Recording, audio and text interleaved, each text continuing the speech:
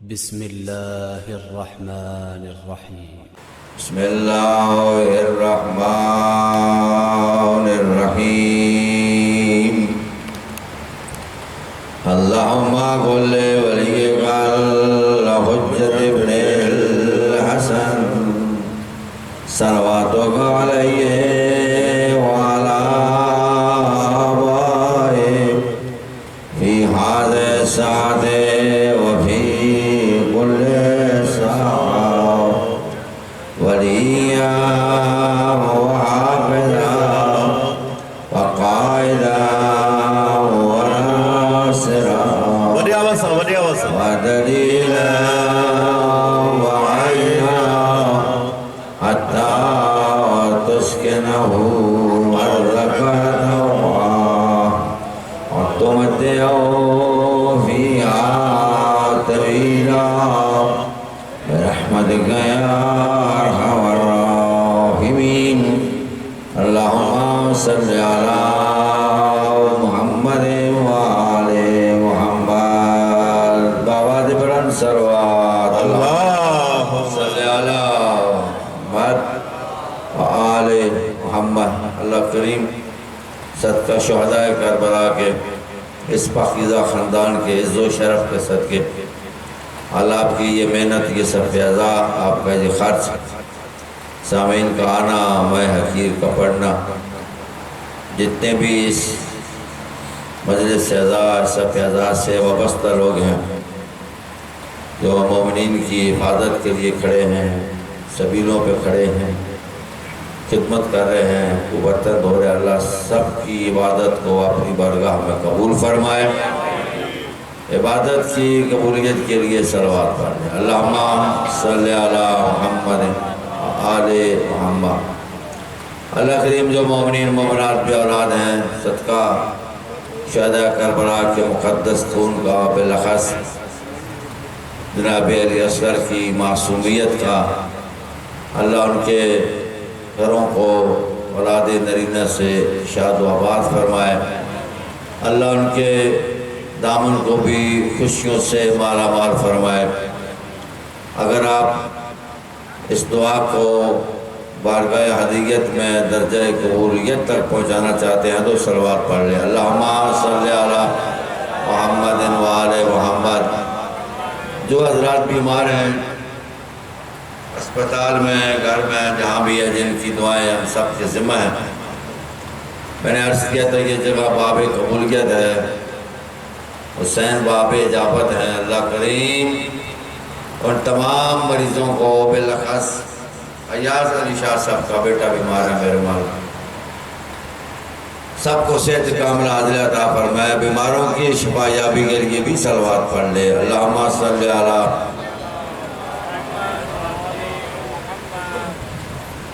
ایک مومن پریشان ہے، اور بھی جتنے مومنین پریشان ہیں، میرے مولا صدقہ اس قافلے کی پریشانی کا، جو ہماری بقا کے لیے، توحید کی سربلندی کے لیے اپنی منظر کی طرف رواں دوا ہے، تو جو واسطہ شام غریبہ والے پریشان قافلے کا، بالاخص یہ فرحان اول میرے مالک، ان کی پریشانیاں دور فرما. پریشانیوں کی رفع دفع کرنے کے لیے بھی صلوات پڑھ لے.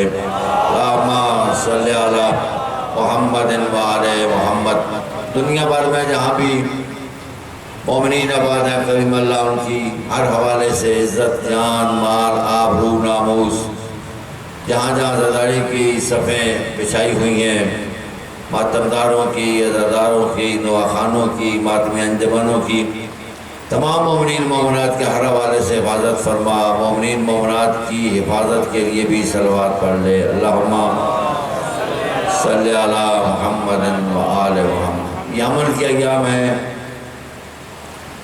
جو لوگ اس امن کے دشمن ہیں، جہاں بھی ہیں، جیسے بھی ہیں، دشمنان دین ہیں، دشمنان اسلام ہیں، اس ملک کی استحکام کے، امن و امان کے، اس ملک کے باسیوں کے دشمن ہیں، جو جہاں بھی روپوش ہیں، میرے مالک لا یمکن الفرار من حکومتک، تیری حکومت سے وہ کہیں بھی بھاگ نہیں سکتے. جو قابل ہدایت نہیں ہے، میرے مالک ان پہ اپنی لعنت کا عذاب نازل فرما. دشمنان دین کی، منافقین کی، حاسدین کی، ظالمین کی بربادی کے لیے بھی صلوات پڑھ لے۔ اللہم صلی علی محمد و آل محمد۔ کریم اللہ سب عذاب کے وارث شہداء کربلا کے حقیقی وارث، منتقم خون شہداء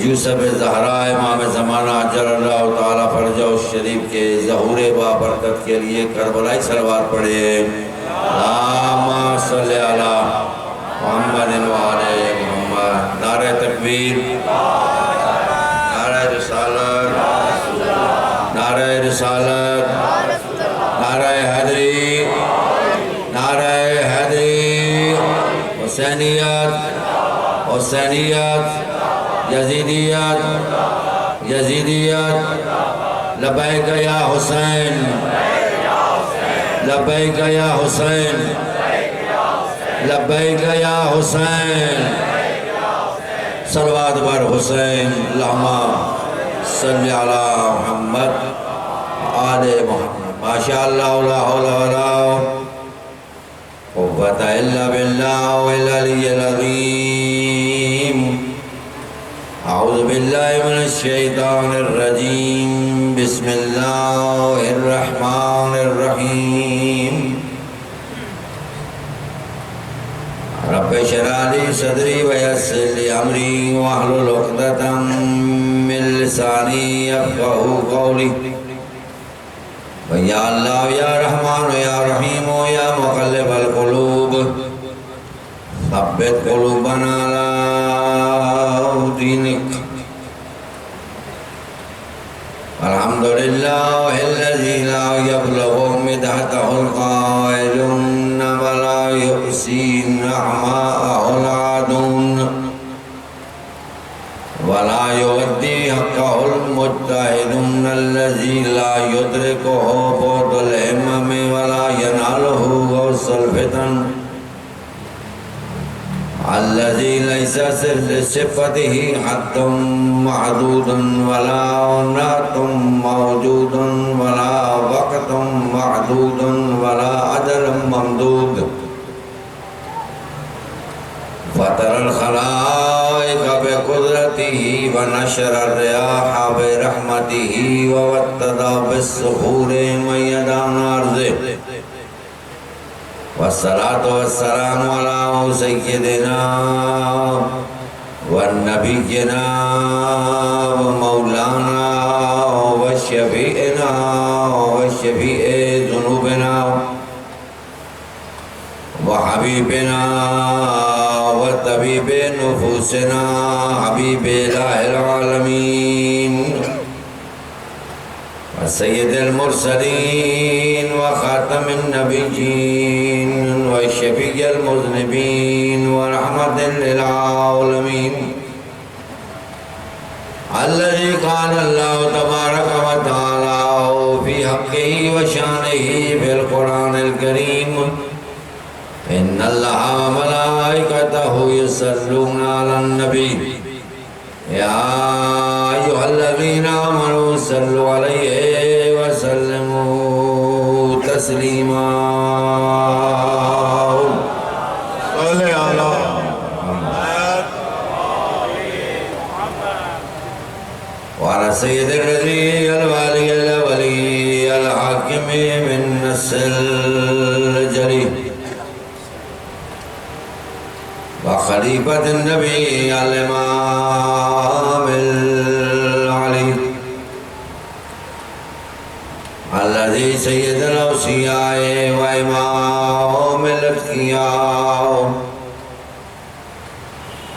يعصب الدين والسلطان العارفين وقائد الغر المحجلين أمير المؤمنين الذي قيل بشانه في القرآن الكريم في سورة ياسين وكل شيء أحصيناه في إمام مبين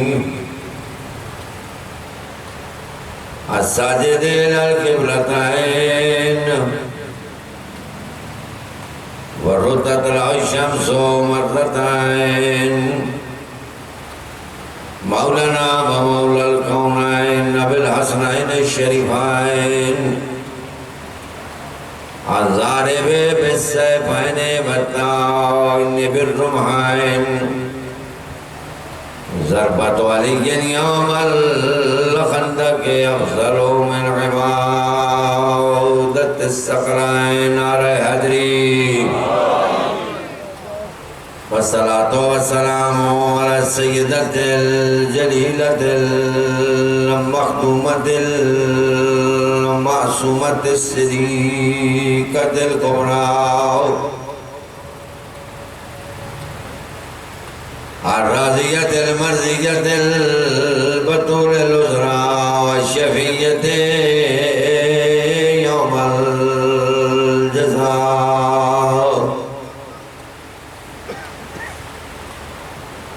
المجروحة المحزونة المغمومة المظلومة المحرومة المحرومة عن حق ميراث أبيها والتي قالت على قبر أبيها وبعد وفاة أبيها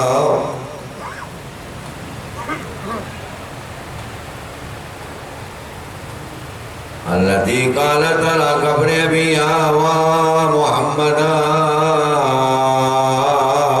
صبت علي مصائب والنهار صبت علي سرنا لياليا والتي على مغصوبة جهران والمرهونة سرا خواب میں پیغمبر اپنے مؤذن بلال سے کہتے ہیں بلال تو نے بھی میرا مدینہ چھوڑ دیا بلال مدینے جاؤ خواب سے بیدار ہوا مدینے کی طرف چلا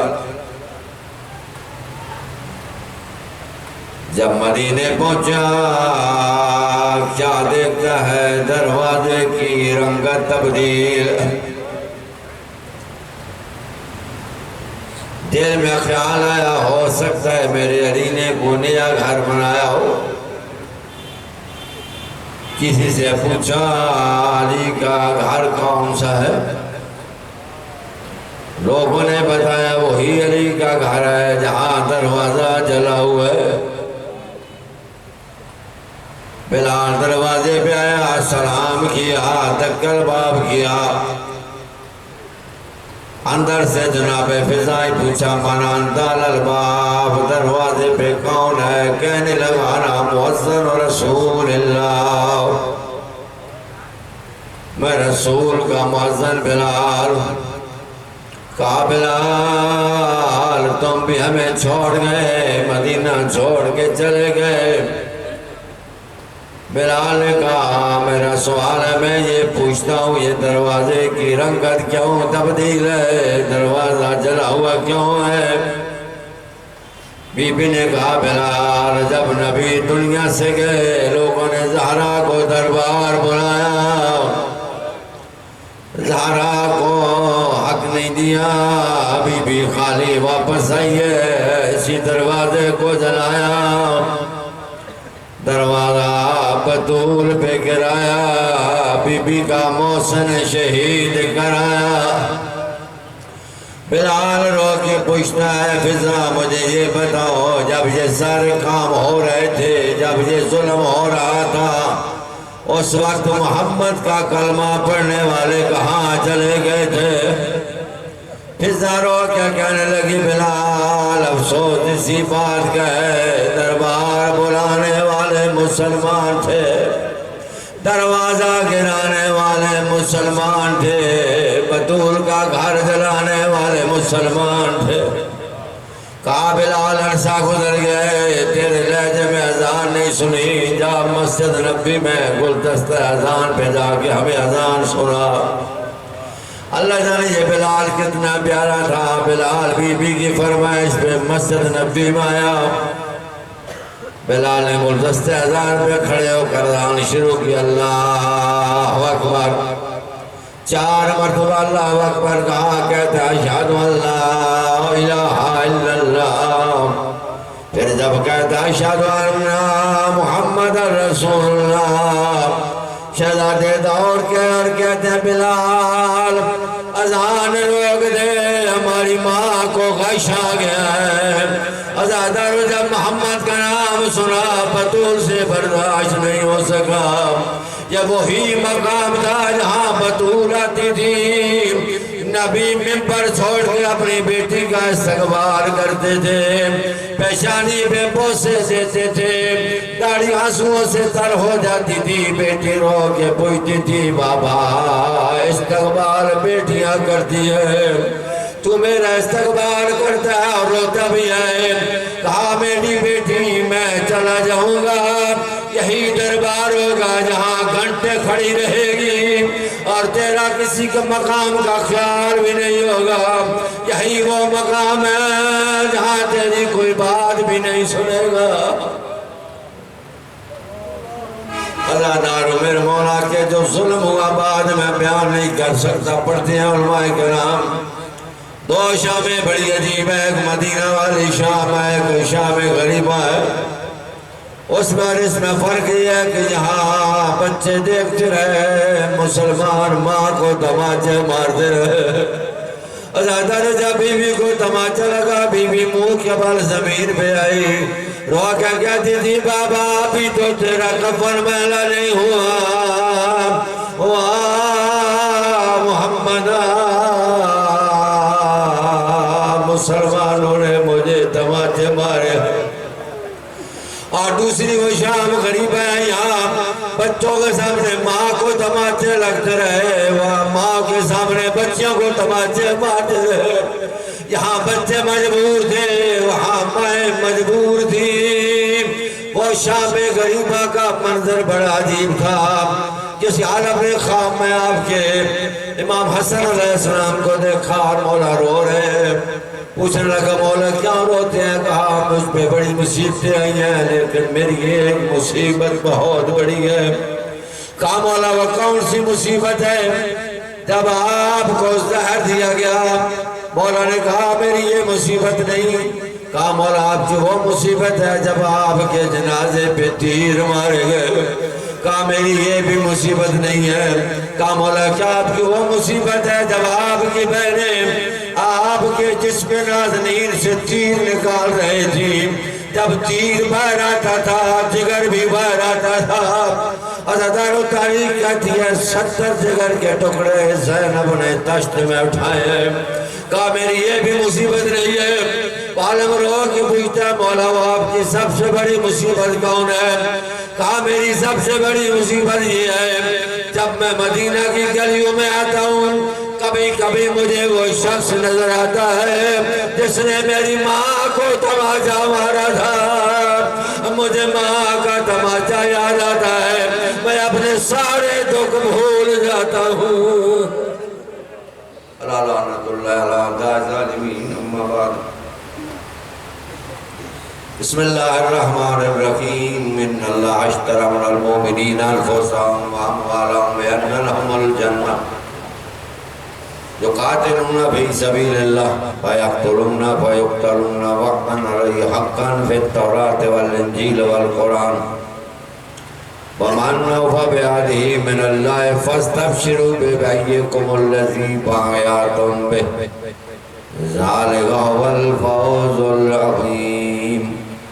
وقال رسول اللہ صلی اللہ علیہ وآلہ وسلم الحسین منی وانا من الحسین، صلوات بر محمد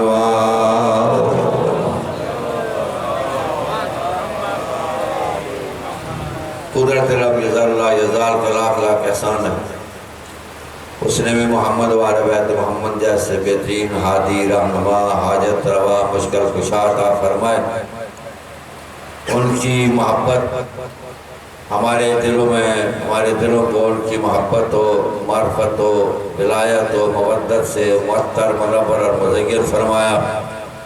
ہماری بخشش اور نجات کے لیے شہدائے کربلا کے سرور شہداء امام حسین اور ان کے پاک و پاکیزہ احباب و اصحاب و آبان و انصاروں کی محبت اور مصائب ہمیں عطا فرمائے۔ کسی ایک بات کا ہم قیامت تک شکریہ ادا نہیں کر سکتے جو اللہ نے ہم پر یہ احسان فرمایا، غور ہے میری بات؟ اور اس سب پہ ادا میں ہم آئے یہاں، اللہ پاک کا یہ احسان ہے کہ ہمیں وہ پاکیزہ ہستی اور ان کا دامن عطا فرمایا کہ جن کی زندگی کا قدم قدم، لمحہ لمحہ، سانس سانس بیان کرنا ہمارے لیے عبادت اور بخشش کا سامان فراہم کرتا ہے۔ ایک نہیں سینکڑوں کی تعداد میں پیغمبر سے، وارثان پیغمبر سے ایسی احادیث ہمیں ملتی ہیں کہ ہماری مجالس میں اگر سامعین کی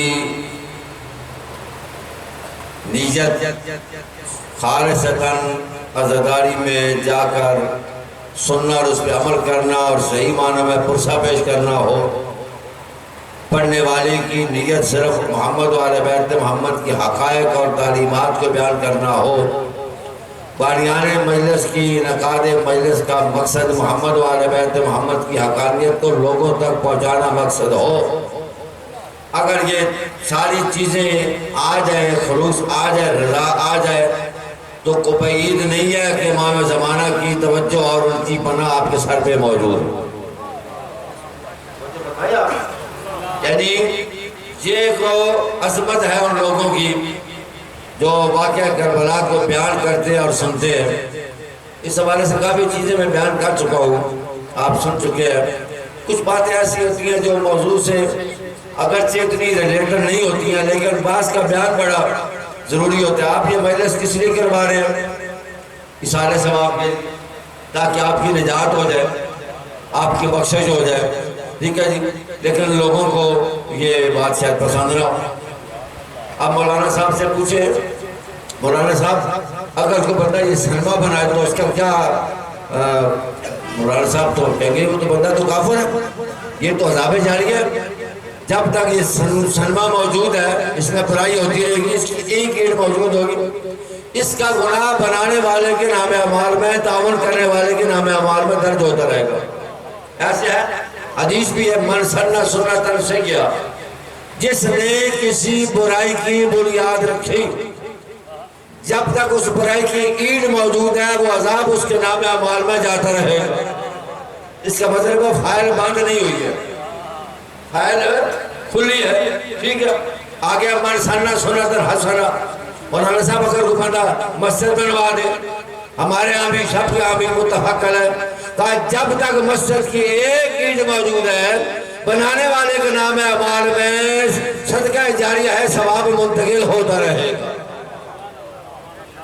لیکن جب ہم معلومات کے لیے میں اپنے سجاتے حسین، چونکہ میں نے کہا نا ہمارا اوڑھنا، ہمارا بچھونا، ہمارا اٹھنا کربلا، ہمارا بیٹھنا کربلا، ہم اپنی خوشیوں کو بھی کربلا سے متصل کرتے ہیں، غمیوں کو بھی کربلا سے، ہمارا اول و آخر کربلا ہی ہے، اس لیے کہ ہمارا وجود کربلا کے صدقے سے ہے۔ عالم اسلام کے عظیم لیڈر ابو ذر زمان فرش پہ بیٹھ کے یہ فرمایا کرتے تھے کہ محرم و سفر را نگاہ دارید ماں ہر سے داری اسکر و بلا داری، کہ محرم و سفر کی حفاظت کرنا ہمارے پاس جو کچھ بھی ہے، یا وہ محرم کے صدقے میں ہے یا وہ سفر کے صدقے میں ہے، ہمارا سب کچھ ہے کربلا کے صدقے میں۔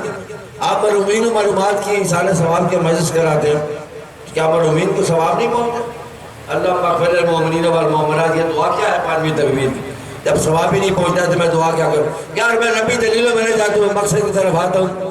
کہ صاحب نے پوچھا تھا تو میں نے کہا میں بتا دوں گا۔ آپ یہاں یہ تو مسئلہ ہمارا موبائل نہیں حل کر دیا، یہ ثواب والا مسئلہ یہ تو موبائل نہیں حل کر دیا۔ ادھر سے آپ ایزی لوڈ کرو، کراچی پہنچ جاتا ہے، آج انگلینڈ سے پیسے جب آن لائن میرے بھائی یہاں پہنچ جاتے ہیں، پنڈی سے بیٹھ کے آپ لوڈ کرو تو کوٹا پہنچ جاتا ہے. اور بابا یہ موبائل میں لوڈ پہنچ جاتا ہے, وہ علا کل شیء قدیر ثواب نہیں ہدیہ کر سکتا, وہ ثواب بھی پہنچا سکتا ہے. وہ علا کل شیء قدیر ہے, آپ نے پہنچانا ہے یا اللہ نے پہنچانا ہے. یہ آج کل کی ٹیکنالوجی نے الحمدللہ ہمارے بڑے بڑے مشکل مسائل کو حل کر دیا. ایک صلوات پڑھے محمد والے بیت محمد. تو میں عرض کر رہا تھا کہ آپ لوگ متصل ہیں کربلا سے, ہماری غمیاں, ہماری خوشیاں, ہمارے دکھ بھول جاتے ہیں, بڑے بڑے دکھ ہم بھول جاتے ہیں. جوان لاشیں آتی ہیں ہمیں بھول جاتی ہے. آئیے چلتے ہیں, خدا کا لاکھ لاکھ احسان ہے کہ اس نے ہمیں محمد والے بیت محمد کے مصائب, معصوم نے فرمایا مجلس حسین میں انسان کے کبیرہ کبیرہ گناہ معاف ہوتے ہیں اگر نیت ٹھیک ہو. ایک بات عرض کر, آپ جو بیٹھے ہیں نا کچھ دیر کے لیے, بہت سی چیزوں سے محفوظ ہے. یہ مجلس حسین کا کیا فائدہ ہے؟ پیغمبر کی حدیث ہے. آپ یہاں جتنی دیر بیٹھے ہیں آپ کا ذہن کسی غیبت کی طرف نہیں ہے, کسی چگلی کی طرف نہیں ہے, کسی چکاری کی طرف نہیں ہے. ٹھیک ہے, ہر قسم کے اخلاقی جرائم سے, بیماریوں سے محفوظ ہو کر بیٹھے ہیں. جتنی دیر بیٹھے ہیں کبھی اپنی نجات کے بارے میں سوچتے ہیں, کبھی آل محمد کے فضائل کے بارے میں سوچتے ہیں, کبھی کوئی فقہی نکتہ ہے اس کو آپ کیچ کر کے اپنے دل میں بسا لیتے ہیں, کبھی جناب فضائل سن کے آپ خوش ہوتے ہیں. یعنی آپ کا سارا دھیان محمد والے بیت محمد کے گھرانے کی طرف ہوتا ہے. ایسے ہے یا نہیں ہے؟ اگر آپ کا یہ عقیدہ ہے تو صلوات پڑھے محمد والے بیت محمد کے گھرانے پہ, اللہم صلی علی محمد والے. اس لیے پیغمبر نے فرمایا, ٹھیک ہے جی, رسالت کا مطلب ہے پیغام پہنچانا ہے. ٹھیک ہے جی, وہی رسالت حسین کے پاس تھی. یعنی جو نبی لے کر آئے تھے اسی کو حسین نے پہنچایا. ہمارے بزرگ عالم دین ہر مجلس میں کہا کرتے تھے کہ دین اللہ کی طرف سے آیا ہے, نبی کو پر نازل ہوا ہے, نبی نے اس نے آگے پہنچایا ہے. آگے وہ کہتے تھے کہ امامت کا درجہ رسالت سے اس لیے بلند ہوتا ہے کہ نبی کا کام ہوتا ہے اللہ کے کام کو پہنچانا, امام کا کام ہوتا ہے اسے پہنچانا بھی ہے, اسے بچانا بھی ہے. اللہ نے دین نبی پہ نازل کیا تھا, نبی نے اسے پہنچایا ہے, اور حسین نے اپنے اور اپنے جانشینوں کی قربانی دے کر اس دین کو قیامت تک کے لیے زندہ جاوید بنایا ہے, اسے گلی گلی پہنچایا ہے, اسے محفوظ بنایا ہے. انبیاء کی محنت کا وارث اور امیر بن کے انبیاء کی محنت کو بھی بچایا ہے, اور قیامت تک آنے والی نسلوں کا دین بھی بچایا ہے. صلوات پڑھے بآواز بلند, اللہم صلی علی محمد وعلی محمد. وہ ہے حدیث ہے کہ فکر و ساعتین خیر من عبادت 60 سنہ. 1 گھنٹہ مثبت سوچنا 60 سال کی عبادت سے بہتر ہے.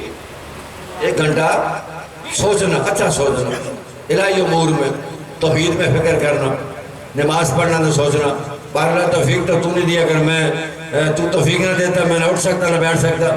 بحول اللہ وقوتی اقوم و آقل, اسی کی طاقت سے میں بیٹھتا بھی ہوں, اسی کی طاقت سے میں اٹھتا بھی ہوں. پروردگار تو توفیق نہ دیتا میں اٹھ نہ سکتا.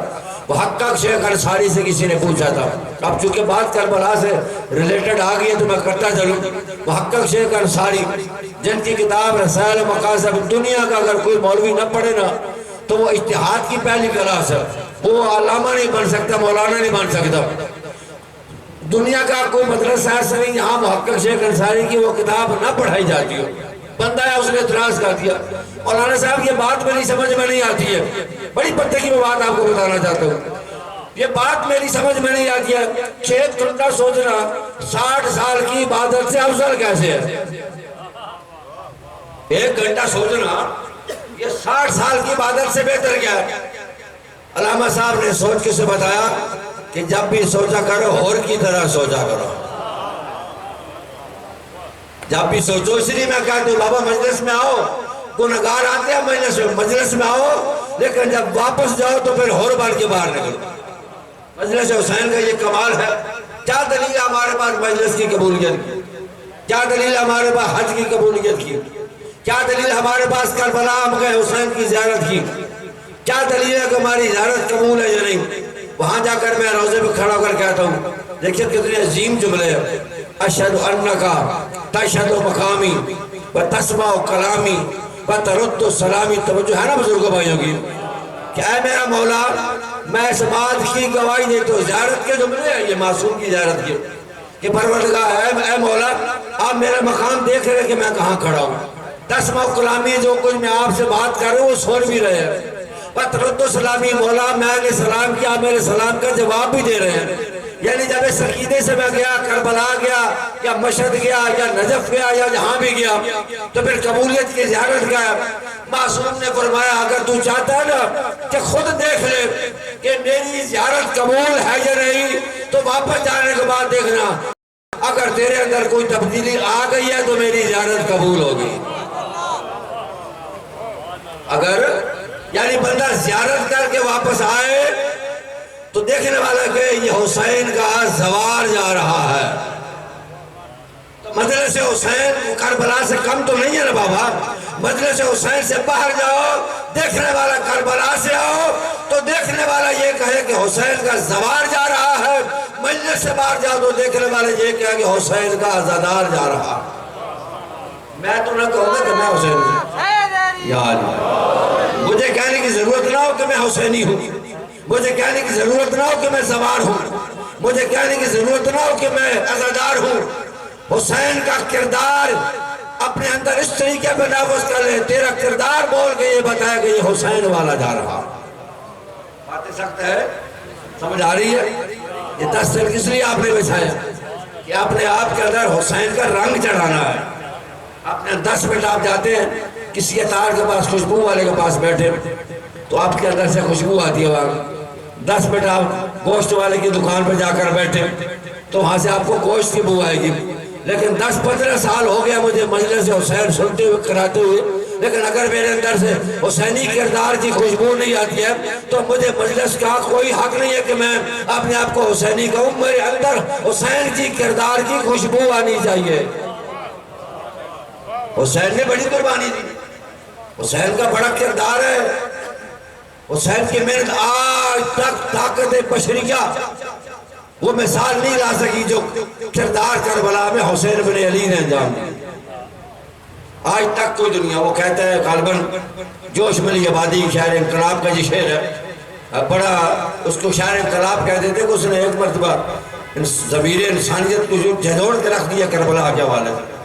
وہ کہتا ہے حسین ابن علی دنیا کو حیران کر دیا تو، حسین ابن علی دنیا کو حیران کر دیا تو نے، زیر خنجر چاک اپنا جب گریباں کر دیا تو، جو کم ہونے لگی آبادیاں شہر محبت کی تو گھر ہی کو نہیں دل کو بھی ویراں کر دیا تو نے، نظر ڈالی تو ذروں کو جواہر میں بدل ڈالا، قدم رکھا تو شعلوں کو گلستہ کر دیا تو نے، بنا کر شمع تور اپنے لہو کے گرم قطروں سے دیار زیر عالم کو چراغاں کر دیا تو نے، رہے گا تیرا یہ احسان سرکار مشیت پر، بنی آدم کی سب مشکل کو آسان کر دیا گیا۔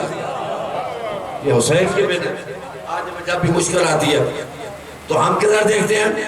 میں اپنی بات کروں، ہم کربلا کی طرف دیکھتے ہیں، کوئی پریشانی آتی ہے کربلا کی طرف دیکھتے ہیں۔ کیوں دیکھتے ہیں؟ یہ پیغمبر نے کہا تھا کہ جب بھی کوئی مشکل آئے، کسی بدعنوانی کا مقابلہ کرنا ہو، کسی دشمن کی کارستانی کا مقابلہ کرنا ہو، کسی شیطان کی شیطانی کا مقابلہ کرنا ہو، دنیا میں تجھے کسی قسم کی کوئی پریشان ہے، دشمن کا مقابلہ کرنا ہو، اس کے پراپیگنڈے کا مقابلہ کرنا ہو، کسی ظالم کی آنکھوں میں آنکھ ڈال کر اپنا حق وصول کرنا ہو تو پھر کیا کرنا؟ کہا کہ در حسین پہ آ جانا۔ میرا حسین ان الحسین مصباح الہدی وسفینۃ النجات، میرا حسین چراغ ہدایت بھی ہے، سفینہ نجات بھی ہے، اور کہا دنیا میں اگر تو نے رہنا ہے چین سے، جینا علی سے سیکھ لے، مرنا حسین سے۔ کون سی چیز ہے جو در حسین ملیں گے؟ نجات سے لے کر کون سی چیز ہے جو حسین کے در پہ آپ کو نہیں ملے گی؟ آپ کو نہیں ہاں۔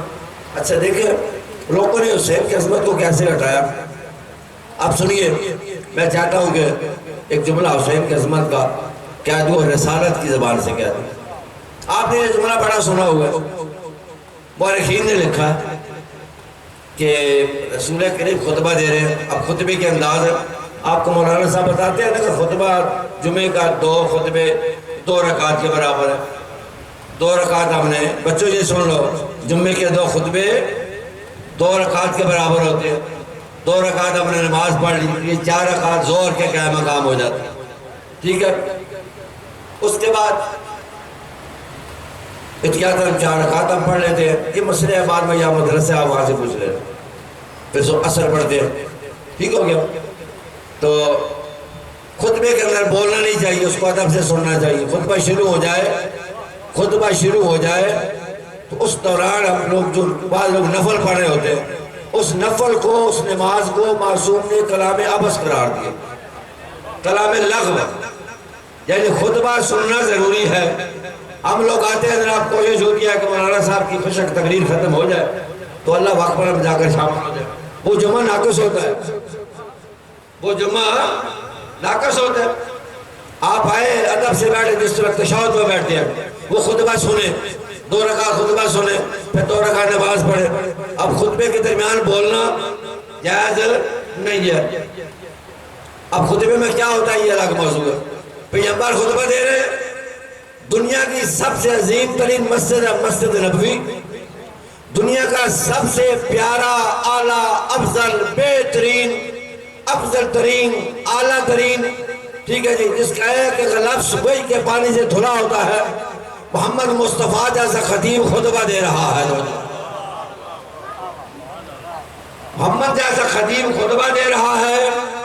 واہ بھائی, صحابہ کرام جیسے عظیم شخصیات آپ کے سامنے بیٹھے, نبی کے پیارے پیارے صحابہ, نبی پہ جان دینے والے صحابہ, نبی کی بات پہ لبیک کہنے والے صحابہ, صبر حضر میں نبی کے ساتھ رہنے والے صحابہ خطبہ سن رہے ہیں کہ اچانک حسین آتے ہیں اور حسین گر جاتے ہیں. یہ سنو گے روا کیا گھر میں تو نہیں گرے, گھر میں تو نہیں گرے, یہ مسجد میں کیوں گر گئے حسین؟ بات نہیں سمجھے میرے بزرگوں کو.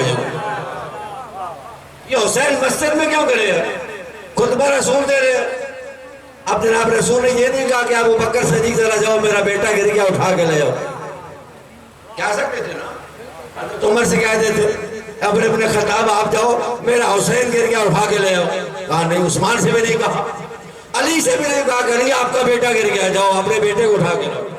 پیغمبر نے خطبہ چھوڑا ہے اور خود حسین کو جا کر منبر پہ اٹھا کے لے آئے. یار مجھے نہیں پتا آپ کیا سنتے. پیغمبر نے خطبہ چھوڑا ہے, خود جاتے ہیں, حسین کو اٹھا کے منبر پہ لے کے آتے ہیں اور حسین کا منہ چومتے ہیں. اب خطبہ کیسے جاری رکھا؟ کہا دنیا والوں تمہیں پتہ نہیں ہے, تمہارے نانے اور ہے, حسین کا نانا اور ہے.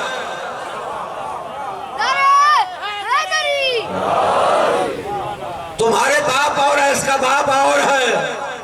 اب جو اعتراض کرتے تھے نا ابو طالب پہ, پیغمبر نے خطبے میں کہا تمہارے دادے اور ہے, حسین کا دادا اور ہے. تمہاری ماں اور ہے, حسین کی ماں اور ہے. تمہارے نانی اور ہے, حسین کے نانی اور ہے. خطبے میں مسجد نبی میں رسول نے حسین کا مقام دنیا والوں کو بتایا. میرے پاس ایک فوٹو کاپی پڑی ہے, میں لایا نہیں ہوں. کوئی صاحب مجھے کہے تو میں واٹس اپ کر دوں.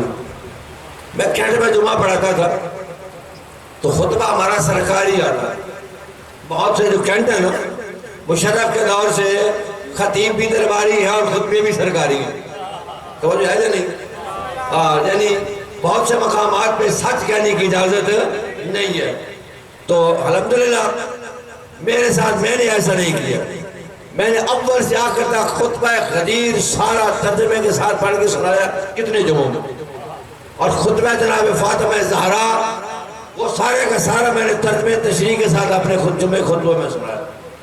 ایک خطبہ اس کی فوٹو کاپی مجھے ملی, آج جمعے کو آتی تھی. تو وہ خطبہ تھا صحابہ اور اہل بیت. ماشاءاللہ ہم صحابہ کو بھی مانتے ہیں, یہ ایسے الزام مانتے ہیں صحابہ حضرات, جو مانتے ہاتھ کھڑا کر کے نعرہ لگے حیدری. یار صاحب جھوٹا لوگوں کو لڑا رہے ہو خام, اور مڑ کر رسول کے پاکیزہ صحابہ. ہم نہیں کہا, کسی نے کہا آپ کو؟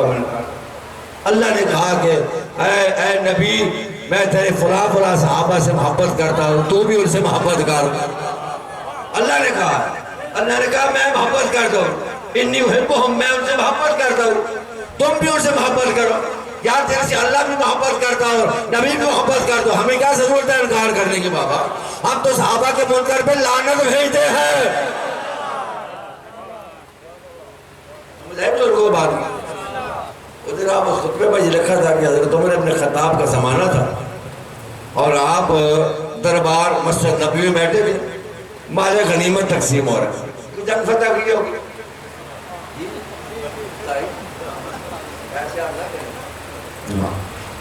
ایک جنگ فتح کی ہوگی، بڑا مال غنیمت ہے، وہ مال غنیمت تقسیم ہو رہا تھا۔ اچھا وہ جو مولانا صاحب خطبہ لکھنے والے ہیں نا، انہوں نے جو لکھا تو وہ کتابوں کے حوالے سے وجات موجود ہے، کہتے ہیں کہ دوران تقسیم غنیمت امام حسن آ گئے، اٹھ کے کھڑے ہوئے، استقبال کیا، استقبال کرنے کے بعد وہ باقیوں کو 100 روپے دے رہے تھے، حسن کو 1000 روپے دیے، جی نہیں 1000 روپے دیا۔ تھوڑی دیر میں حسین بھی آ گیا، حسین پاک جب آئے اٹھے، استقبال کیا، جتنا حسن کو دیا اتنا حسین کو دیا۔ حضرت عمر کے بیٹے یہ منظر دیکھ رہے تھے، ان کے تھوڑے سے تیور بدل گئے، انہوں نے کہا بابا جان یہ کیا ہو رہا ہے؟ سمجھ آ رہی ہے بات؟ یار ڈرے نہیں، میں بعد میں حقیقت بیان کروں، یہ کیا ہو رہا ہے؟ یہ چھوٹے چھوٹے تھے، جنگوں میں ہم جاتے تھے، لڑائیاں ہم کرتے تھے، میدان میں ہم جاتے تھے، ہمیں 100 دے رہے ہیں۔ حتیٰ کہ حضرت عمر نے اپنے بیٹے عبداللہ ابن عمر کو بھی 100 ہی دیا تھا، انہیں آپ نے 1000 دیا۔ خدا کی قسم ہے کہتے ہیں صحابہ کے فرمان نہیں پڑھتے ہیں۔ آؤ ذرا سنو، میں اپنی قوم کے سامنے مجلس حسین سے صحابہ کا کلام پڑھنے لگا ہوں، جو نہیں مانے گا میں اس کو نہیں مانوں گا، اس سے میں انکار کروں گا، اس پہ میں بیزاری کروں گا۔ حضرت عمر نے کہا ہے میرے بیٹے عبداللہ چپ کر کے بیٹھ جاؤ، تم عمر کے بیٹے ہو، یہ علی کے بیٹے ہیں۔ نعرہ حیدری، بلند کرے نعرہ حیدری، آواز بلند تر صلوات، اللہم صلی علی محمد۔ یہ صحابہ فضیلت پڑھتے تھے اہل بیت کی۔ کہا عبداللہ چپ کر کے بیٹھ جا، تم عمر کے بیٹے ہو، یہ فاطمہ زہرا کے بیٹے ہیں۔ نہیں سمجھ گیا، رسول ممبر چھوڑ رہے ہیں، صحابہ مسند چھوڑ رہے ہیں، حسین کا استقبال کر رہے ہیں۔ اب یہ دیکھو جب یہ دارالعلوم جو بند بنا نا، چلو میں زیادہ تفصیل میں نہیں جاتا، تو وہاں ایک کتاب لکھی گئی ہے شیعوں کی بدعتوں کے حوالے سے، حجت اللہ البالغہ اس کتاب کا نام ہے، دوسری تھی تحفہ اسناد شریف۔ کچھ دوستوں کو میں نے آج اس کے حوالے سے بتایا تھا، تو اس میں انہوں نے لکھا چونکہ یہ جو فتوے شروع ہوئے نا یہ شرک کے کفر کے، بریلویوں کے خلاف بھی ہمارے خلاف، ان کو بھی مشرک قرار دیا گیا کیونکہ وہ بھی ہماری ادھر نظر نیاز، ٹھیک ہے جی، وہ 11ویں کی پکاتے ہیں، ہم 12 کی پکاتے ہیں، نیاز وہ بھی پکاتے ہیں، وہ بھی کھاتے ہیں، نیاز ہم بھی پکاتے ہیں، ہم بھی کھاتے ہیں، ٹھیک ہے جی۔ ہم دعوت دیتے ہیں آپ ہماری نیاز کھائیں، آپ دعوت دیں کہ ہم آپ کی نیاز کھائیں گے، اور مل کے پکاتے ہیں بابا نیاز۔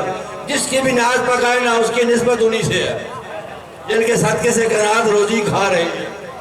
وہ دن آپ کیا ہوا کہ ایک صلوات پڑھے محمد والے بیت میں، انہوں نے وہاں سے ابن تیمیہ سے یہ فتوے شروع ہوئے، پھر اس کو عبدالوہاب نجدی آگے لے کر آیا، پھر آپ نے چند دن پہلے دیکھا، ابھی چند سال پہلے کی بات ہے، اس نے عروج پایا، پھر دیش مارزے وجود میں آئی، دیش نے جناب بچوں کے سر قلم کیے، ہاں جی، ایک دن میں 1700 کیڈٹ موصل سے اغوا ہوتے ہیں، جن کو ایک ہی دن میں نہر کے اندر قتل کیا جاتا ہے 1700 جوان، 16 سال سے 22 سال کے بچے، اس نہر میں خون تھا، میں نے وہ منظر سر آنکھوں سے دیکھا، پھر مارز وجود میں لائے، ایران کے خلاف، عراق کے خلاف، کربلا سے 3 میل کے فاصلے پر آئے گئے تھے۔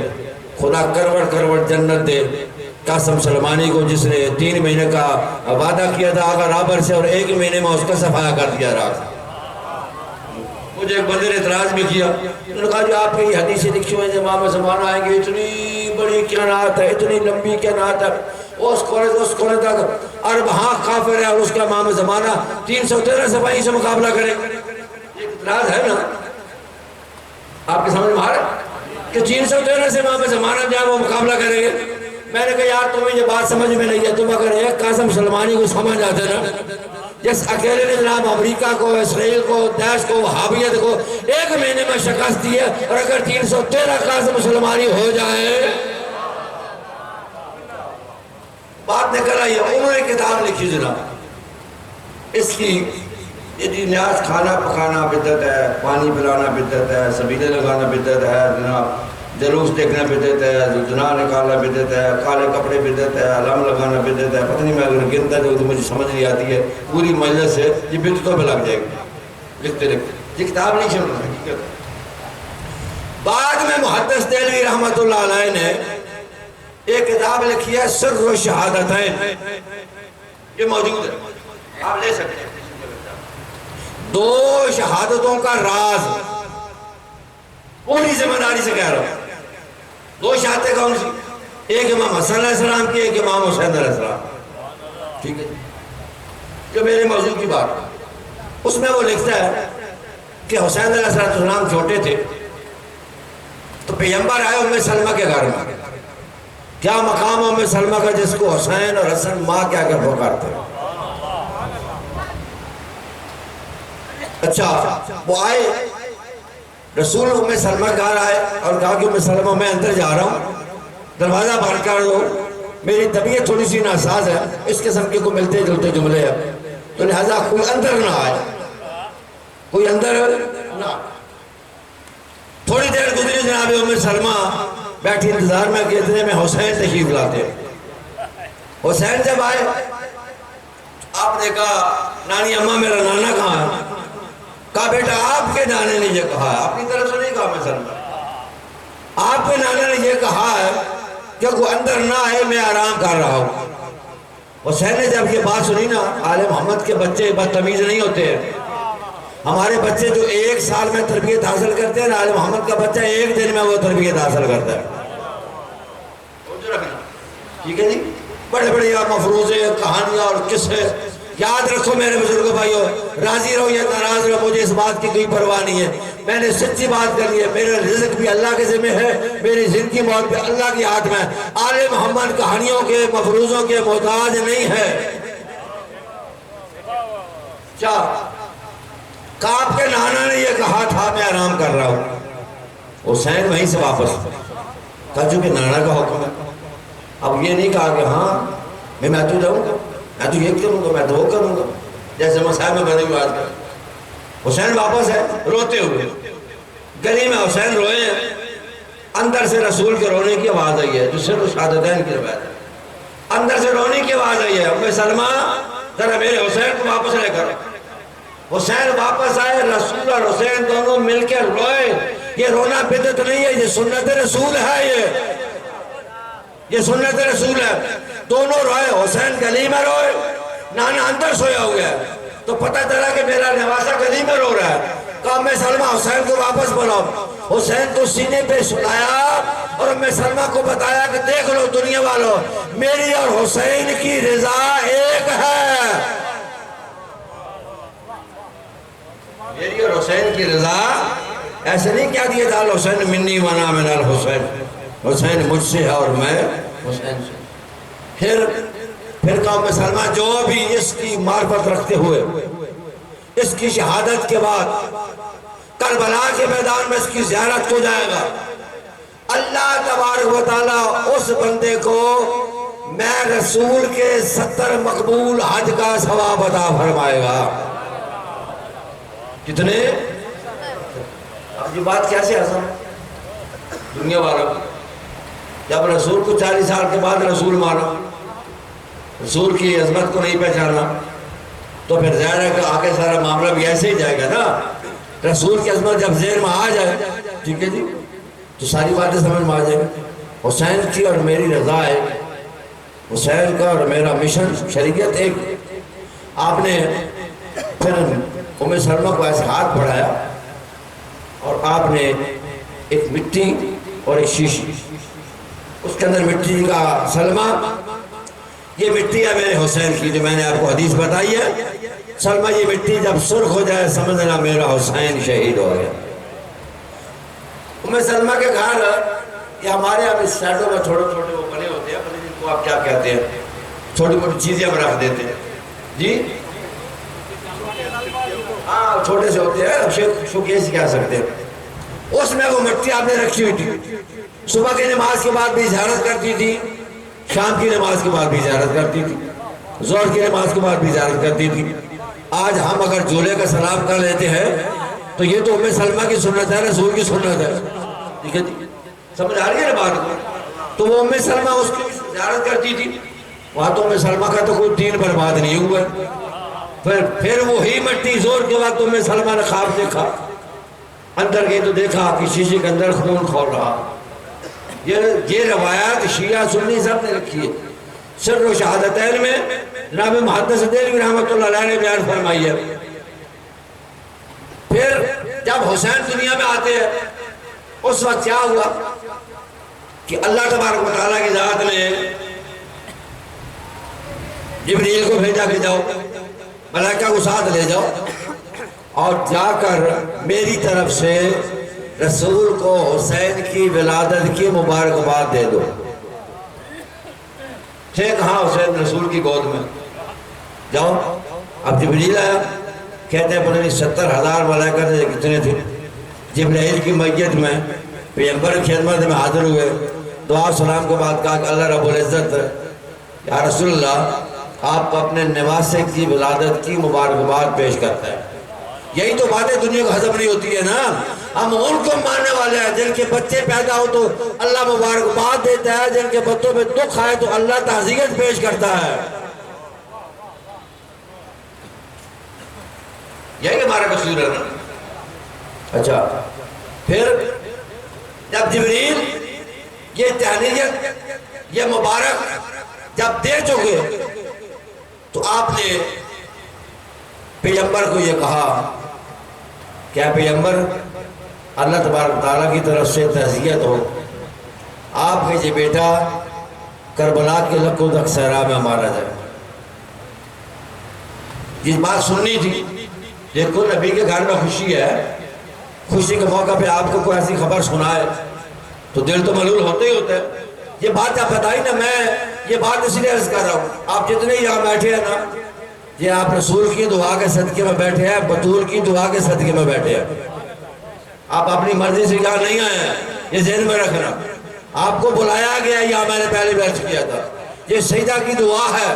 وہ کیسے دعا میں آپ کو بتاتا ہوں۔ جب اس نے کہا نا کہ اللہ تبارک و تعالیٰ تعزیت پیش کرتا ہے اس نواسے کی، پیغمبر سیدہ پاس کھڑی ہیں، سیدہ بھی ورطہ حیرت مغرق ہے کہ بچے کی ولادت ہے تو نانا کو خوش ہونا چاہیے، لیکن نانا رو رہے ہیں۔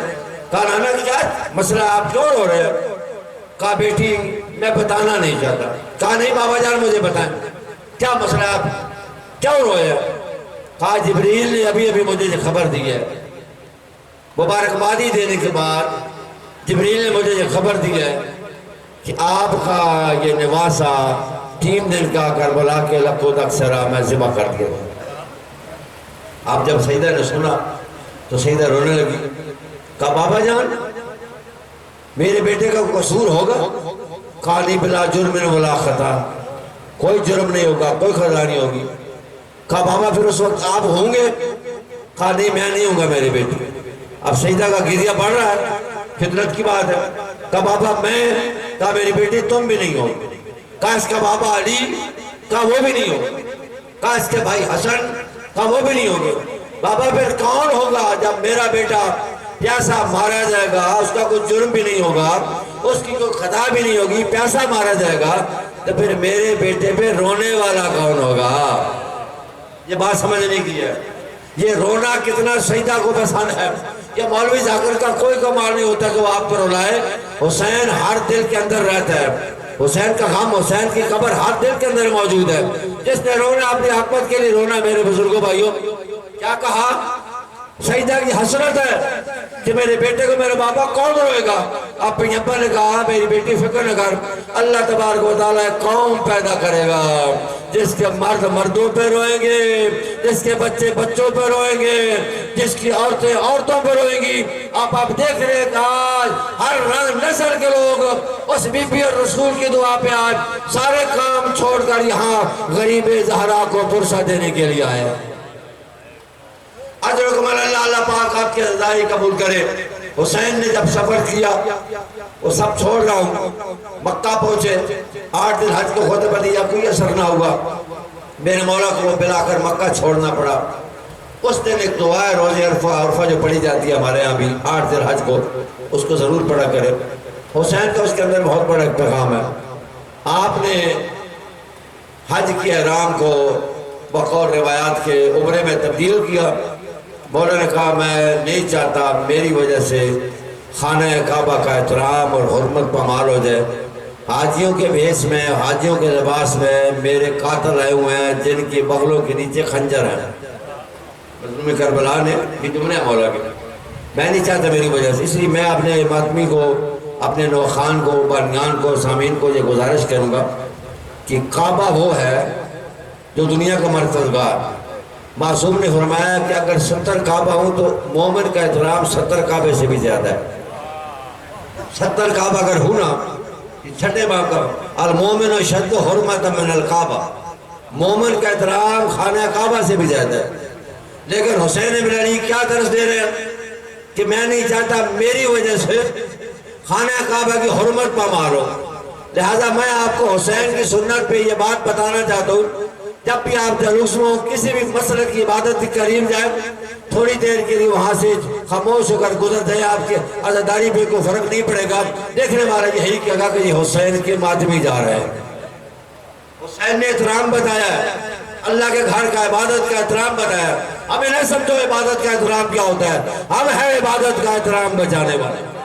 ہم نے دنیا کو بتانا ہے کہ عبادت گاہوں کا احترام کیا ہوتا ہے۔ باتیں سخت تو نہیں ہے میرے بزرگوں بھائی، آخر دنیا حج پہ کیوں جاتی ہے؟ حج کرنے کے لیے جا رہے تھے۔ اور یار یہ تو سوچو جس نے حج بچایا وہ بہنوں کو لے کر جنگل کی طرف جا رہے ہیں۔ احرام توڑا، منزل زبالہ پہ پہنچے، مولا نے اس منزلوں پہ مولا نے پڑاؤ کیا ہے، خطبے دیے۔ اس میں 14 منزلوں میں سے، یعنی مکہ سے کربلا تک، نینوا تک 14 منزلیں بنتی ہیں۔ اس میں مولا کے کچھ مقامات پہ خطبے بھی موجود ہیں۔ منزل زبالہ پہ مولا پہنچے، اس منزل پہ مولا نے خیمے لگائے۔ 2 ناکہ سوار آ رہے تھے جو تقریباً مکہ بار میں لکھے۔ مولا کے جو غلام تھے انہوں نے کہا کہ مولا یہ بندے، چونکہ وہ رستہ کوفہ کی طرف جا رہا ہے، اس میں بھی ایک موضوع ہے انشاءاللہ بات کروں گا کہ جو کوفی کے خط آئے تھے تو کربلا میں جو اپنے ہی تھے انہوں نے شہید کیا یا کوئی اور مسئلہ بھی ہے، انشاءاللہ یہ مسئلہ بھی حل کروں گا میں۔ اس کو بلایا، کہا کدھر سے آ رہے ہو؟ کہا کوفہ سے آ رہے ہیں۔ کہا کوئی حالات؟ کہا ہم نے اتنا دیکھا کہ کسی کی خون بھری دستار تھی بازار میں بک رہی تھی، ایک زرہ تھی، شمشیر تھی وہ بک رہی تھی، کوئی غریب تھا جس کی لاش کو بازاروں میں پھیلایا جا رہا تھا۔ مظلوم کربلا بیٹھے ہیں منظر زبالہ پہ رو رہے ہیں۔ عزیزانو یہ ادھر مصرف کا کیا عالم ہے، وہ جملے میں سفیر کے پڑھتا ہوں جس کی عظمت اتنی ہے کہ جس کو حسین جیسا معصوم اعتماد کر کے اپنا سفیر بنا، اتنی عظمت ہے جناب مسلم ابن عقیل کی۔ وہاں گئے، لوگوں نے بیعت کی، 30,000 یا 18,000 لوگوں نے بیعت کی۔ ادھر سے فرمان بڑا سخت صادر ہوا، کہا کسی نے اگر مسلم کی بیعت کی تو اس کو گھر کے سامنے لٹکایا جائے گا، اس کا مال مباح ہے، اس کا خون حلال ہے۔ یعنی سٹیٹ ٹیررزم، ریاستی دہشت گردی، اتنا سخت فرمان تھا کہ یہاں تک کہ بیوی اپنے شوہر سے بھی کوئی راز کی بات نہیں کرتی تھی۔ حالات اس طرح کے وہاں بنائے ہوئے تھے۔ تو جناب مسلم ختم کرتا ہوں بات کو، وہاں سے ہانی گھر سے نکلے اور جو آپ نے نماز پڑھائی ہے مسجد کوفہ میں آخری نماز، اس میں تقریباً ہزاروں کے حساب سے آپ کی ابتدا کرنے والے تھے، لیکن جب آپ نے سلام پھیرا تو یہ غریب اکیلا تھا۔ جتنے نمازی تھے نماز پڑھنے والے، پیچھے کوئی بھی نہیں تھا۔ وہاں سے چلے، ایک مومنہ عورت کے دروازے پہ آئے، بیٹھ گئے۔ اندر سے وہ عورت کسی کام کے گھر سے باہر نکلتی ہے، پوچھا مانا انتار الباب، تو کون ہے اس عالم میں ہمارے دروازے پہ بیٹھنے والا؟ کہا اگر کسی کو بتاؤں گا حسب نسب تو ظلم کریں گے۔ کہا نہیں بتا تو صحیح۔ کہا میں مسلم ابن عقیل ہوں۔ مومنہ عورت تھی، کہا بسم اللہ۔ وہ گھر میں لے، خدمت کی، دشمن کو اطلاع مل گئی، لشکر بھیجا گیا گرفتاری کے لیے۔ آپ نے تیاری کی، تلوار سنبھالی۔ ظاہر کہ شجاعت اس خاندان کا ورثہ ہے، بلکہ یہ عین شجاعت ہے۔ تو آج سے لشکر ہے، لشکر جرار محمد ابن اشر، جی یہ وہی لوگ ہیں جو مولا علی سے پوچھتے تھے کہ ہماری داڑھی کے بال کتنے ہیں اور ہم نے رات کو کھانا کیا ہے، ہمارے پگڑی کے پیج کتنے ہیں، کیا خدمت کی انہوں نے۔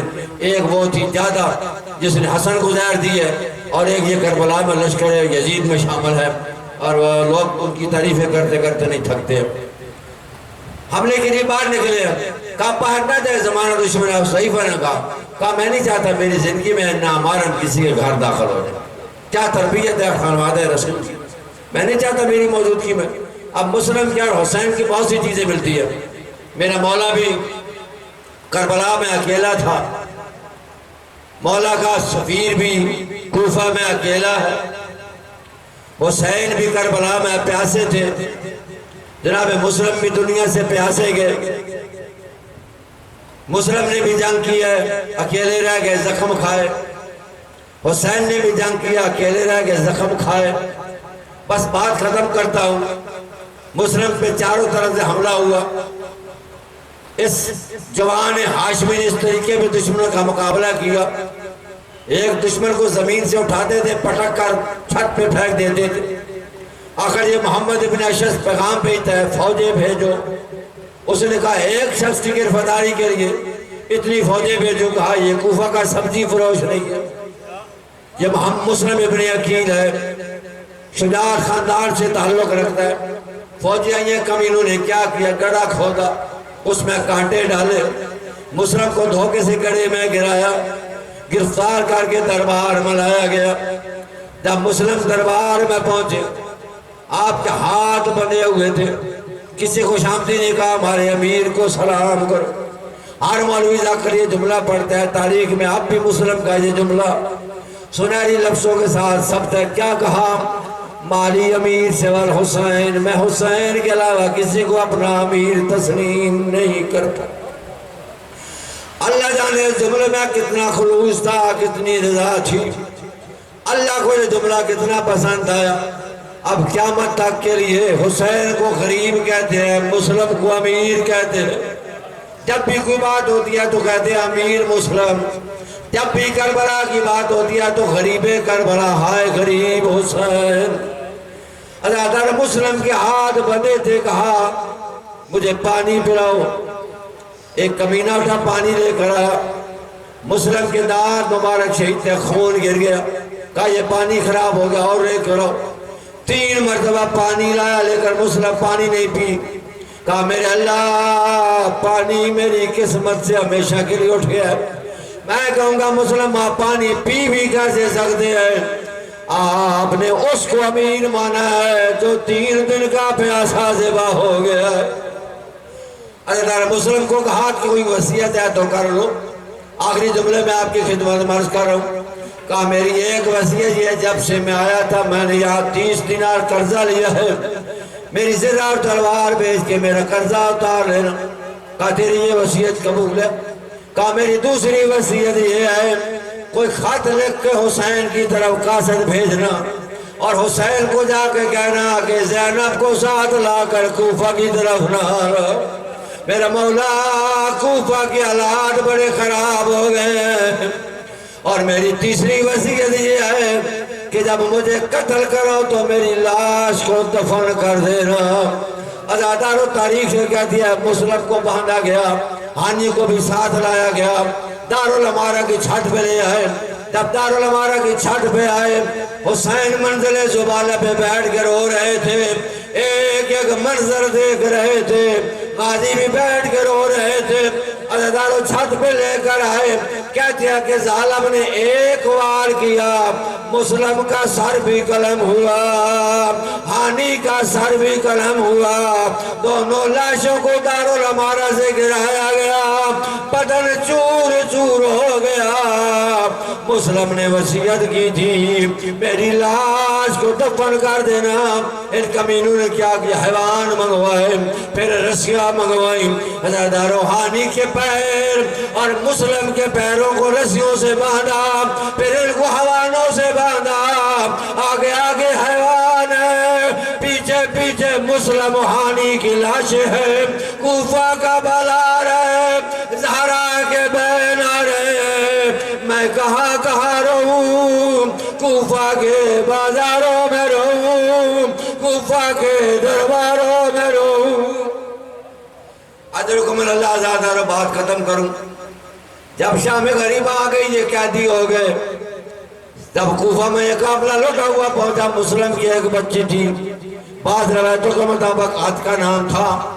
بعض روایتوں کے مطابق بچی کا نام حمیدہ خاتون تھا. جب کوفہ کے بازار میں آئے آگے کیا دیکھا؟ کوفہ کے مین بازار پہ ایک سر لٹکا ہوا ہے. ہزاروں کے سنا پہ حسین کا سر بلند تھا. حسین کے سر نے سنا چھوڑی ہے.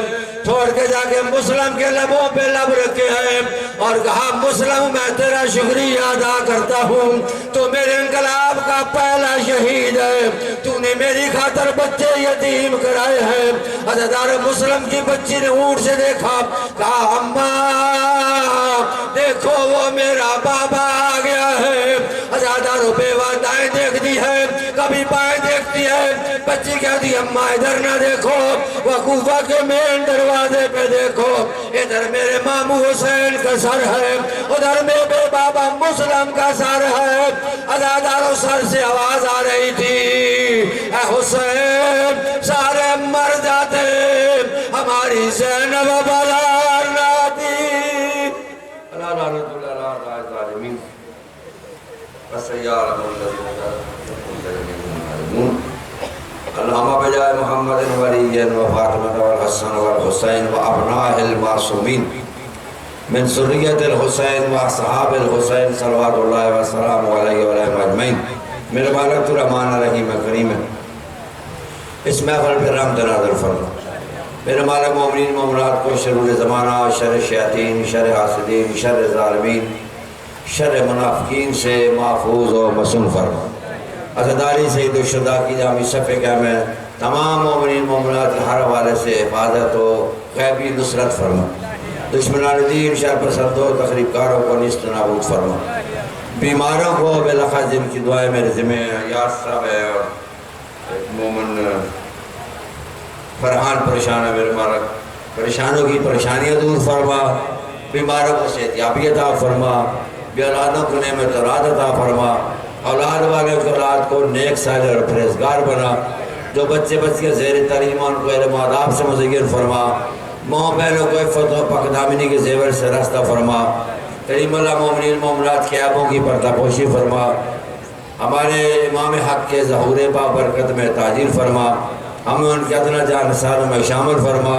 ہمارا خاتمہ بالخیر بالایمان فرما. دعاؤں کی قبولیت کے لیے صلوات اور ماتم حسین.